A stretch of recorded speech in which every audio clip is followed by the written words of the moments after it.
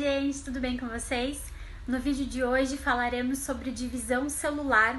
Vamos começar pelo ciclo celular. Parte 1.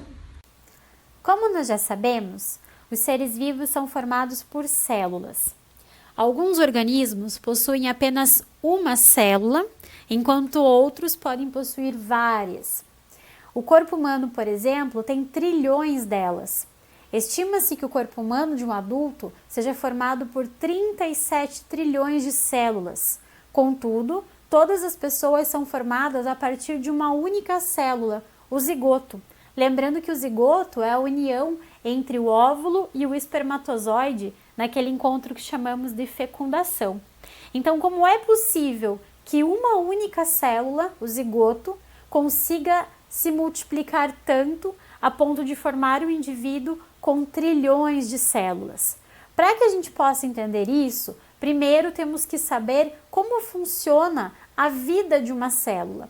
Nós chamamos o período de vida de uma célula de ciclo celular. Esse ciclo celular é dividido basicamente em duas etapas: intérfase e divisão. A intérfase é o período em que a célula se prepara para que a divisão celular aconteça. E essa divisão celular é a responsável pela multiplicação das células. Vamos falar um pouquinho da intérfase.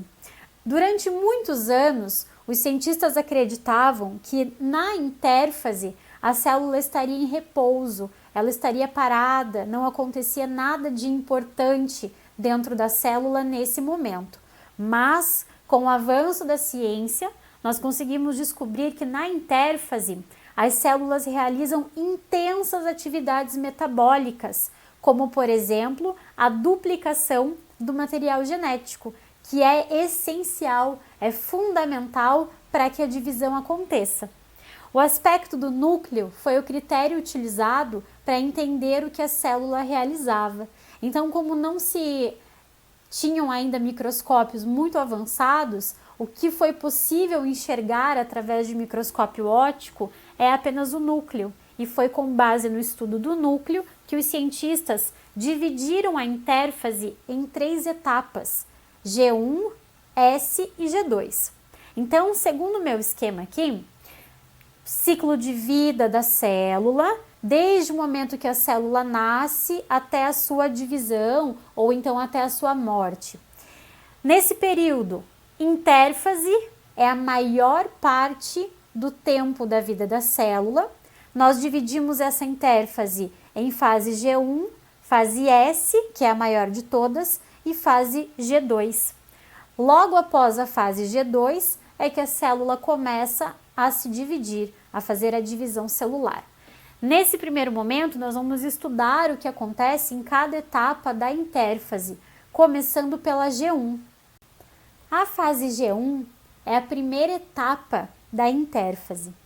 Nessa primeira etapa, a célula cresce em tamanho e também aumenta o número e o volume das organelas. É a etapa que mais varia entre os tipos celulares, ou seja, dependendo do tipo de célula, as modificações vão começar a acontecer aqui. Esse período demora entre 5 e 6 horas, se nós considerarmos uma célula que tenha um ciclo de vida de 24 horas. Na fase S, que é a fase mais longa e pode durar até 12 horas, é a fase em que acontece a duplicação do DNA. Por que essa fase é tão importante?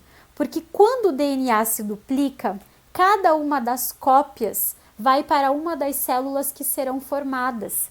Então é muito importante que uma cópia do DNA aconteça para que possa acontecer a divisão celular. A heterocromatina se descondensa e os cromonemas são duplicados. Após a duplicação de cada cromonema, passa a ser chamado cromátide. Então olha só, temos aqui o material genético, a nossa cromatina interfásica, também chamada de cromonema, lá na fase G1. Temos aqui uma porção chamada centrômero. Na fase S, que é a fase de duplicação, acontece uma cópia exata dessa cromatina interfásica desse material genético e também dos centrômeros. Em determinado momento, os centrômeros se unem e nós temos esse aspecto aqui, esse formato de X. Nós chamamos então, após a duplicação, de cada pedacinho desse, né, de cromátide. Como elas são idênticas, uma é a cópia da outra, nós chamamos de cromátides irmãs. A partir de então, essas cromátides irmãs começam a se condensar, ou seja, o material genético começa a se espiralar, a ficar enrolado nele mesmo, dando mais ou menos esse aspecto. Então, nós temos aqui as duas cromátides irmãs, que são teoricamente idênticas, todo o cromossomo, né, formado aí por uma longa cadeia de DNA. Então, isso significa que o DNA presente em uma cromátide é idêntico ao DNA presente na outra cromátide. Elas são unidas por um estrangulamento que nós chamamos de centrômero.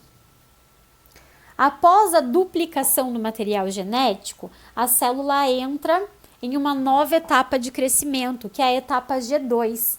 Essa etapa é muito rápida, porque agora a célula está se preparando para a divisão. Coloquei para vocês aqui um esquema. Então, na fase G1, acontece o crescimento da célula. Na fase S, acontece a duplicação do material genético. Então, todo o material genético é copiado. E na fase G2, a célula está se preparando para a divisão. Percebam que os cromossomos estão um pouco mais condensados do que aqui na fase S. Fase G0. Essa fase não acontece em todas as células, tá? Algumas têm um ciclo muito longo, como é o caso das células hepáticas, e outras passam a vida toda em intérfase, como é o caso dos neurônios. Então, os neurônios, eles não se dividem, eles passam a vida toda fazendo exatamente a mesma coisa, né? Isso não quer dizer que eles não tenham metabolismo. Eles têm metabolismo, esse metabolismo, por acaso, é muito ativo, mas os neurônios não se dividem. Isso significa que, conforme essas células vão morrendo, outras células não ocupam o seu lugar. Uma vez perdido esse neurônio, o nosso organismo não consegue recuperar esse tipo de célula. A partir da nossa próxima aula, falaremos então sobre a divisão celular. Todo esse período de ciclo celular serve para mostrar como é que a célula se prepara para a divisão. Na parte 2, no nosso próximo vídeo, vamos falar da primeira divisão.